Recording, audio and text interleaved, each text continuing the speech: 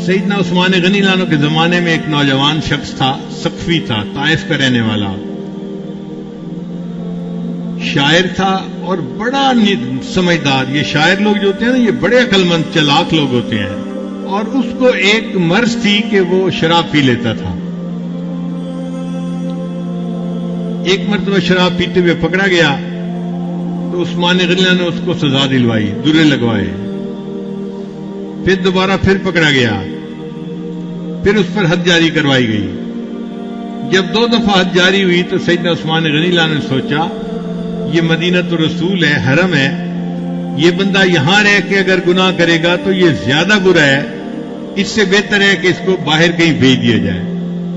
تو انہوں نے جو لشکر شام کی طرف جا رہا تھا نا، اس لشکر کے ساتھ بھجوا دیا، مگر امیر لشکر کو بتا دیا کہ یہ عادی شرابی ہے، اس کی ذرا نگرانی زیادہ کرنا۔ اب جو امیر لشکر تھے وہ تھے سعد ابن ابی وقاص رضی اللہ تعالیٰ عنہ، اور یہ لشکر قادسیہ کی طرف جا رہا تھا۔ سعد ابن ابی وقاص نے اس کی نگرانی کی۔ وہ شام میں بھی شراب پیتا ہوا پکڑا گیا تو سعد ابن ابی وقاص نے تیسری مرتبہ حد لگوائی اور فیصلہ کیا کہ اب اس کو کھلا رہنا ٹھیک نہیں، اس کو جیل میں ڈالنا چاہیے۔ چنانچہ سعد ابن ابی وقاص نے اپنے خیمے کے ساتھ، ایک خیمہ تھا، اس کو جیل کا کمرہ بنا دیا اور اس کو وہاں لاک کر دیا۔ پاؤں میں بیڑیاں پڑی ہوئی ہیں، ہاتھ میں ہتھکڑیاں پڑی ہوئی ہیں، اور یہ نوجوان وہاں بند ہے، اور اس کی نگرانی سعد ابن ابی وقاص خود کر رہے تھے کہ قیدی کہیں بھاگ نہ جائے۔ اللہ کی شان کے ادھر سے مسلمانوں نے جہاد شروع کر دیا۔ مسلمانوں کے مقابلے میں رستم آیا۔ رستم کے پاس 3 لاکھ فوج تھی اور مسلمانوں کی کل تعداد 30,000 تھی۔ اب آپ بتائیں، 3 لاکھ کے مقابلے میں 30,000 تو نظر ہی نہیں آتے کہاں کھڑے ہیں۔ اور یہ جنگ 9 دن رہی۔ کافروں کی چونکہ تعداد زیادہ تھی، لہذا کافر جو تھے وہ غالب نظر آتے تھے اور مسلمان کمزور محسوس ہو رہے تھے، چونکہ جہاں ایک مسلمان ہوتا تھا، ایک مسلمان کو 30 کافروں نے گھیرا ہوا ہوتا تھا۔ تو مسلمان بھی شہید ہو رہے تھے، کثرت کی وجہ سے تھک جاتے تھے۔ اب 2-3 دن کے بعد خبر عام ہونی شروع ہو گئی کہ مسلمانوں کو شکست ہو رہی ہے اور کافر جیت رہے ہیں، اور ویسے بھی رستم کا دبدبہ تھا، وہ بڑا بہادر مانا جاتا تھا، تو لوگ سمجھتے تھے کہ رستم کی وجہ سے اس کی فوج بڑے جوش و خروش میں تھی اور لڑ رہی تھی۔ اب جب مسلمان کمزور تھے اور شکست کھا رہے تھے تو ہمتیں پست ہو رہی تھیں، تو یہ خبر بالآخر عورتوں تک بھی پہنچی، خیمے تک بھی پہنچی۔ تو وہ جو قیدی تھا نا، ابو محجن سقفی اس کا نام تھا، اس نے بچوں کی طرح اونچا اونچا رونا شروع کر دیا، جیسے کوئی بچہ رو رہا ہوتا ہے، اس طرح اونچا اونچا۔ اب ایک نوجوان آدمی ہے اور وہ بچوں کی طرح رو رہا ہے، چیخ رہا ہے، چلا رہا ہے۔ تو سعد ابن وقاص عنہ کی جو بیوی تھی ان کا نام تھا سلمہ، صحابیہ تھی رضی اللہ تعالی عنہا۔ وہ حیران ہوئی کہ بچوں کی طرح کون رو رہا ہے۔ انہیں بتایا گیا جی کہ آپ کے ساتھ والے خیمے میں جو قیدی تھا وہ رو رہا ہے۔ انہوں نے بندے کو بھیجا کہ بھئی جاؤ دیکھو وہ کیوں رو رہا ہے۔ بندے نے آ کے بتایا کہ جی وہ بندہ اس لیے رو رہا ہے کہ اس نے خبر سنی ہے مسلمانوں کو شکست ہو رہی ہے اور اس سے یہ بات برداشت نہیں ہو رہی، اور وہ رو رہا ہے کہ میری جوانی کا کیا فائدہ، یہ اتنا تندرست جسم جو مجھے دیا ہے اللہ نے، اس جسم کا کیا فائدہ کہ میرے جیتے جی مسلمانوں کو شکست ہو جائے۔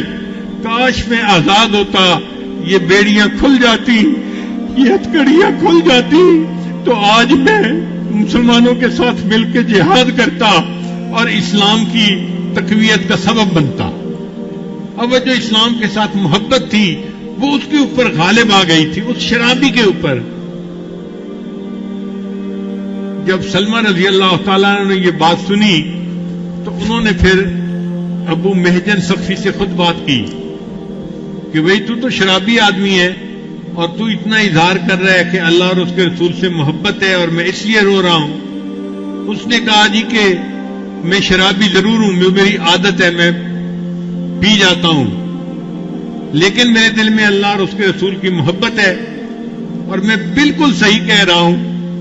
آج اگر مجھے آزاد کر دیا جائے تو شاید میں دین اسلام کے کام آ جاؤں. سلمہ نے پوچھا اس کا کیا حل ہے؟ اس نے کہا جی اس کا حل یہ ہے کہ آپ میرے اوپر اعتماد کریں اور مجھے آزاد کر دیں, اور جو آپ کے خاوند کا سب سے تیز بہادر گھوڑا ہے نا وہ مجھے دے دیں, اور جو اس کی سب سے بہترین تلوار ہے وہ مجھے دے دیں. میں جا کے جہاد کروں گا. اگر جہاد میں شہید ہو گیا تو قصہ ختم ہو جائے گا, اور اگر میں زندہ رہا تو میں وعدہ کرتا ہوں اور اللہ کو گواہ بناتا ہوں کہ میں واپس آ کے یہ بیڑیاں خود اپنے پاؤں میں پہن لوں گا. لو جی, صحابیہ نے ان کو کھول دیا اور وہ گھوڑے پہ سوار ہوئے. کل اسد جیسے کوئی شیر بیٹھتا ہے نا, اس طرح وہ گھوڑے پہ سوار ہوئے, اور انہوں نے ہاتھ میں تلوار لی اور اپنے آپ کو خوب لپیٹ لیا کہ ان کا چہرہ بھی کوئی نہ دیکھ سکے, پہچان بھی کوئی نہ سکے. یہ گھوڑا ایسا تھا کہ اس کے اوپر عام آدمی نہیں بیٹھ سکتا تھا. بہت جری گھوڑا تھا, بہادر گھوڑا تھا, اور بڑا کوئی مشق والا انسان اس کے اوپر سواری کر سکتا تھا. اس نے اس گھوڑے کو بھگایا اور مسلمانوں کے لشکر میں جا پہنچا. پھر جہاں پر سب سے زیادہ گمسان کی لڑائی ہو رہی تھی نا, مسلمان نرغے میں تھے, وہ وہاں گیا اور اس نے جا کے اللہ اکبر کا نعرہ لگایا اور تلوار چلانی شروع کی. اب وہ اتنا مشاق تھا, اتنا وہ یعنی بہادر تھا کہ اس نے تو مولی گاجر کی طرح دشمن کو کتر دیا. دشمن کی صفوں پہ اس کا خوف بیٹھ گیا.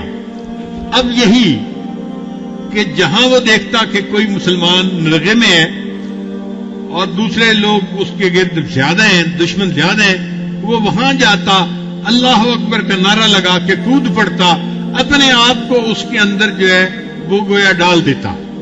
مگر اتنا وہ تلوار باز تھا کہ اس کی تلوار سے دشمن قتل ہوتے اور دشمن بھاگ کھڑے ہوتے, حتیٰ کہ رستم تک کے دل میں اس کا رعب بیٹھ گیا.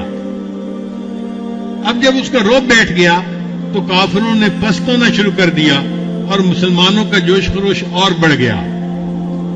سعد بن ابی وقاص رضی اللہ عنہ دور بیٹھے ہوئے یہ سارا منظر خود دیکھ رہے تھے, حیران بھی ہو رہے تھے کہ یہ کون بندہ ہے کہ جس کو ہم پہچانتے بھی نہیں, اور جو صبح ہمارے ساتھ نہیں تھا, اچانک کہیں سے آیا ہے اور اس کی وجہ سے جنگ کا پاسا ہی پلٹ گیا. اللہ نے کیا کہ شام کو اللہ نے مسلمانوں کو فتح عطا فرما دی, قادسیہ فتح ہو گیا. اب سعد بن وقاص نے سوچا کہ میں اس مجاہد کو دیکھوں کہ جو فلاں گھوڑے کے اوپر سوار تھا. وہ مجاہد ملتا ہی کہیں نہیں تھا. ادھر سے پوچھا, ادھر سے پوچھا, کوئی نہیں ملا. اب سعد ابن وقاص رضی اللہ عنہ خوش بھی تھے, حیران بھی تھے. خوش اس پہ تھے کہ اللہ نے مسلمانوں کو فتح عطا فرما دی, اللہ نے اسلام کو غالب فرما دیا. حیران اس بات پہ تھے کہ وہ مجاہد کہاں گم ہو گیا, کیا آسمان پہ اٹھ گیا یا زمین اس کو نکل گئی یا کہیں چلا گیا. خیر اپنے خیمے میں واپس آئے اور اپنی بیوی کو بتایا اللہ نے مسلمانوں کو فتح عطا فرما دی, لیکن مجھے لگتا ہے کہ آج کوئی اللہ تعالیٰ کی خاص مدد ہوئی ہے. بیوی نے پوچھا وہ کیسے؟ انہوں نے کہا کہ ایک لگتا ہے کوئی فرشتہ اللہ نے بھیجا تھا, اس کو ہم پہچانتے نہیں تھے, اور اس نے تو سواری کی ہوئی تھی میرے گھوڑے کے اوپر, اور ایسے لگتا تھا کہ میری تلوار اس کے ہاتھ میں ہے, اور وہ اتنا بے جگری سے لڑ رہا تھا. اس ایک بندے کی وجہ سے اللہ نے اسلام کو فتح عطا فرما دی. جب انہوں نے یہ واقعہ سنایا تو پھر بیوی نے انہیں بتایا کہ جی وہ فرشتہ نہیں تھا، وہ قیدی تھا جو ہمارے ساتھ والے خیمے میں قیدی ہے۔ سعد بن وقاص بڑے حیران ہوئے، ساتھ والے خیمے میں آ کے دیکھا تو وہ نوجوان بیٹھا ہوا ہے، اسی طرح ہتھکڑیاں پہنی ہوئی ہیں اور پاؤں میں بیڑیاں پہنی ہوئی ہیں۔ تو سعد بن وقاص نے اس سے پوچھا کہ کیا تم نے آج یہ سارا جو ہے نا وہ جنگ کا معاملہ کیا؟ اس نے کہا ہاں میں شرابی ہوں مگر میں اللہ اور اس کے رسول سے محبت بھی کرتا ہوں، اس لیے میں آج اسلام کی محبت کی وجہ سے نکل پڑا اور میں نے اپنے آپ کو شہادت کے لیے پیش کیا، مگر میری قسمت میں شہادت نہیں تھی، میں پھر آ گیا ہوں اور پھر میں نے یہ بیڑیاں باندھ لی ہیں اور قیدی بن کے بیٹھ گیا ہوں۔ سعد بن وقاص نے فرمایا کہ میں اپنے ہاتھ سے تمہاری ہتھکڑیاں کھولتا ہوں اور آج کے بعد اگر تو شراب پیے گا بھی صحیح تو میں تمہارے اوپر حد نہیں جاری کروں گا، تمہارے دل میں اگر اللہ کی محبت اتنی ہے تو میں تمہارے پر حد نہیں جاری کروں گا۔ جب انہوں نے یہ الفاظ کہے، ان الفاظ کو سننا تھا، اس قیدی کے دل پہ اثر ہوا، اس نے قسم اٹھا کر کہا میں اللہ کو گواہ بنا کے قسم اٹھاتا ہوں آج کے بعد میں شراب نہیں پیوں گا۔ توبہ کا یہ وقت تھا جو اللہ نے متعین کیا ہوا تھا، اس نے توبہ کر کے ثابت کر دیا کہ جب اللہ چاہتے ہیں اللہ انسان کو گناہ سے توبہ کی توفیق عطا فرما دیتے ہیں۔